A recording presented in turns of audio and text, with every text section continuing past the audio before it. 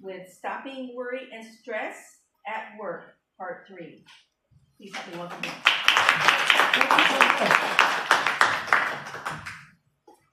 All right, my friends.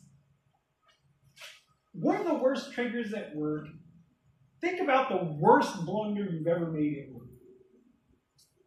Would anybody like to share a horrible thing they did at their job? Anyone? Would you like to share? Me? Sure, go ahead, tell us. What horrible thing did you do at work? It was not work related, but it was volunteer related. And we had an issue with something, and someone brought up a suggestion, and I told that person it was STUPID. And I apologized profusely, but I now try to make sure I don't do things like that. And it wasn't that type of idea. I just did not have an open mind. Back to you, Peter. We all learn and grow, and we all adapt.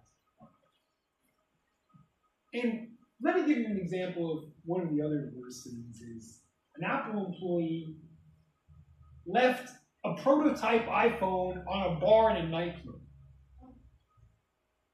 So if you're at the point where you have to bring a prototype from work to impress people, you have deeper issues. So how do you alleviate stress at work is what we want to get into. And the problem with our response is that when we have stress triggers at work, we only have two responses because basically we still have the Neanderthal coping mechanism of flight or flight. You either run from a dinosaur, or if it's a little baby dinosaur you can fight. But you cannot punch your boss in the face. That is not an option in today's environment. So you have to adapt, and you have to become the next level beyond what a Neanderthal is. And we're here to talk about that today. And relieving stress at work can be done in whatever method that you choose, whether it be prayer or meditation. You need to do that ahead of time. And to practice ahead of time, there's so many free ways to do it. You can go to church. The library has plenty of free programs where they have meditation, they have Tai Chi, they have bar calls, they have a lot of things. The meetup.com, you can even Zoom in. You don't even have to leave your house. You can go to church on Zoom. You can meditate on Zoom.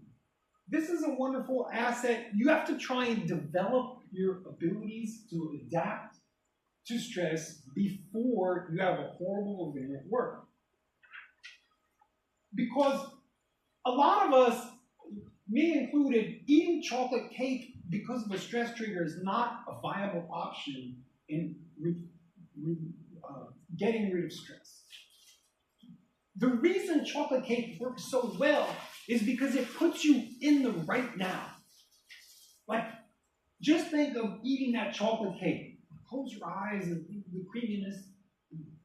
You can't think of the future, and you're not the past. You don't have all these things going on in your mind. When you get that chocolate cake, I was addicted to sugar.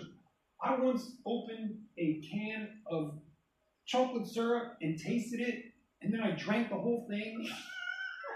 And I realized I was addicted, but I stopped after being arrested for robbing a delivery truck full of ding-dongs. I knew that I had to stop my sugar addiction. And so, you have to enjoy right now. Let me read you a quote.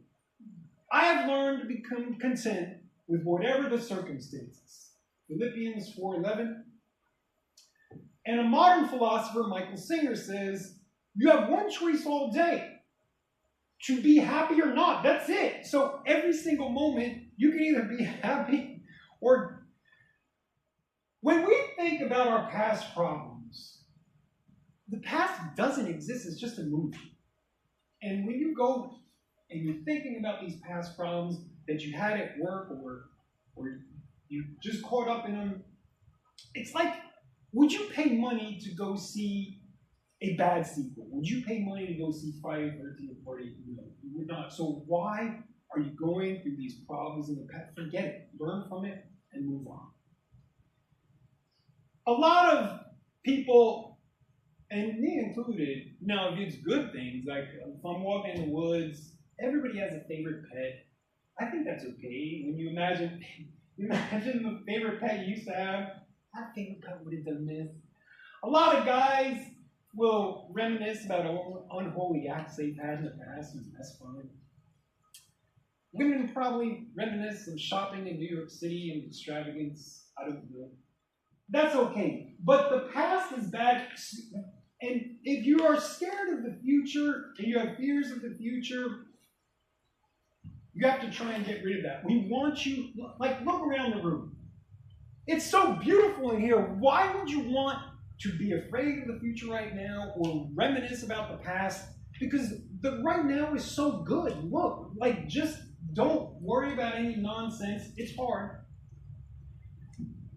I know. So what you want to do is you want to live in clock time, not psychological time.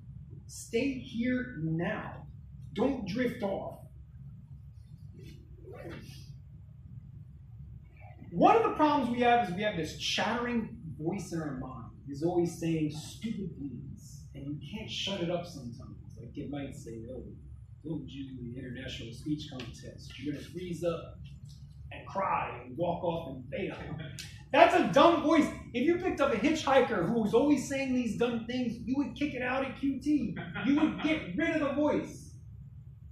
So we want you to stay here.